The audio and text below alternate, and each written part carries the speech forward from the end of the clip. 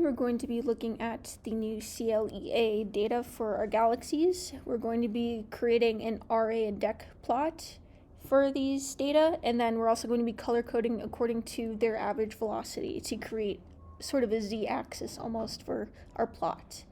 The first thing we're going to want to do is change our RA and DEC from hours, minutes, seconds, or degrees, minutes, seconds to degree decimal form. And the way to do that is after we create a label, we're going to type in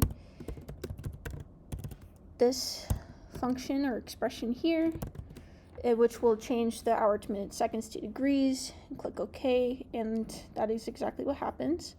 And we can do the same thing over here for the declination. We can type, instead of HMS, we do DMS, 2 degrees, and type in declination, and that'll give us what we need here. And then from there, we can go directly to our plot here. So we have our scatter plot. Let's quickly change our axis on the X here. We're going to flip it because RA is usually arranged from the highest to lowest values. And then while we're here, we can also change the labels. So I'll do something slightly more descriptive, but just as concise, where I put in the units in the parentheses here. You can do the S, or I guess not the S, degree is fine, and press enter. Then we're also going to raise the font size to 14 so it's a bit larger. All right, we're going to click our data again, go to form and aux. We want to color code according to the average velocity, so we'll go ahead and click average velocity. You see that one point, which has a real high value, is really dominating the range or the spread, the variation in the colors, I guess. It's really this real high one versus a lot of yellow. And one way we can remedy this is by changing the scale to log. And it doesn't help entirely. There's still a little something we can do yet. And if you also feel so inclined while we're here, you can change the color scale to something different, like Viridis. I'll stay in Inferno for now since it's the default that's given. If we go to ramp, we can change the label of this before we work with the scaling any further. And this is in kilometers per second. Press enter. Excuse me. Okay, so now we go to the range.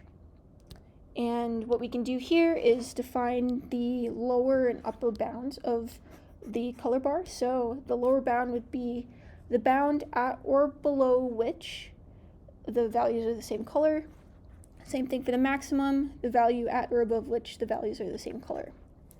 So minimum, we can do something like 1E3, which is 1,000. And then for maximum, let's say we can try 1E4 just to see what happens. There are a lot of points that are darker, so maybe you want to increase that a little bit to 2.